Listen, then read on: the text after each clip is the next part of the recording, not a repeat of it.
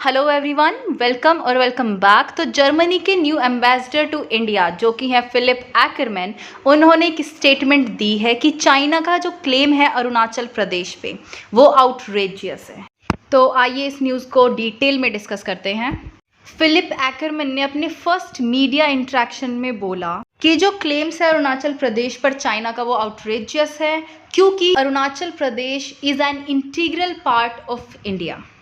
इसी बात को आगे बढ़ाते हुए मिस्टर फिलिप ने बोला कि चाइना का जो ट्रांसग्रेशन है along the line of actual control वो वायलेट करता है इंटरनेशनल लॉ एंड ऑर्डर को, वो इंटरनेशनल लॉ के खिलाफ है और वो सिमिलर सिचुएशन है जो कि रशिया यूक्रेन में कर रहा है, वही सिमिलैरिटी है चाइना जो इंडिया में कर रहा है। But the only difference is that China doesn't occupy 20% of the land of India.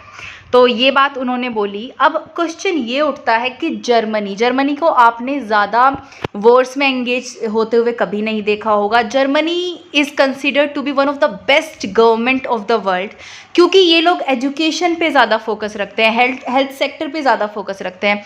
इनको ना ही इंटरनेशनल लॉ को वायलेट करना पसंद है और ना ही कोई अगर दूसरी तरफ से वायलेट करे वो इनको पसंद है। They want piece all over the world, तो ये इनका आज तक का मोटो रहा है। लेकिन जैसे ही यूक्रेन में रशिया का इन्वेजन होता है, जर्मनी एक तरीके से डर गया है। उसने बोला कि वॉर हमारे डोर स्टेप पर है। अगर आज ये यूक्रेन के साथ हो रहा है तो कल किसी और कंट्री के साथ भी हो सकता है, परसों हमारे साथ भी हो सकता है। इसलिए अब जर्मनी ने अपनी जो मिलिट्री बिल्डअप है उस पर ध्यान देना शुरू कर दिया है। जर्मनी ने अपनी जो मिलिट्री है उसको स्ट्रॉन्ग बनाना शुरू कर दिया है और इसी के चलते वो इंडिया से अपने जो रिलेशंस है वो बेहतर करना चाहता है।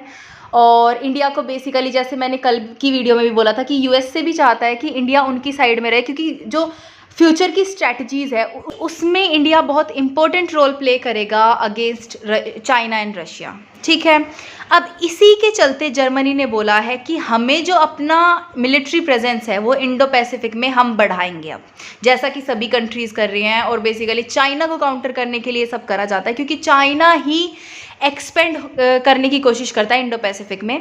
तो चाइना को काउंटर करने के लिए जर्मनी ने भी ये स्टेप लिया है कि हम भी अपनी मिलिट्री प्रेजेंस उधर रखेंगे। अब देखो भाई, मैंने ये चीज़ कल भी डिस्कस करी थी कि India is very important diplomatically for European union, for USA, for these countries जो कि रशिया और चाइना के अगेंस्ट बेसिकली हैं। तो इसी के चलते इंडिया पे कोई ज़्यादा एक्रीमोनियस रिमार्क्स नहीं करता है। जब एक्करमैन से पूछा गया कि इंडिया का जो डिसीजन है रशिया के बारे में, रशिया के अगेंस्ट ना बोलना, इस पे एक्करमैन ने बोला कि हम चाहते तो हैं कि इंडिया और ज़्यादा आउटस्पोकन हो, बट ठीक है, हम वेलकम करते हैं इंडिया का डिसीजन जो उन्होंने लास्ट वीक लिया रशिया के अगेंस्ट वोट करके यूएनएससी में। यानी कि लास्ट वीक आपने ये न्यूज़ पढ़ी भी होगी कि यूनाइटेड नेशन सिक्योरिटी काउंसिल में जो वोटिंग करी गई थी उसमें इंडिया ने रशिया के अगेंस्ट वोट करा है for the very first time since Ukraine और रशिया की वॉर शुरू हुई है।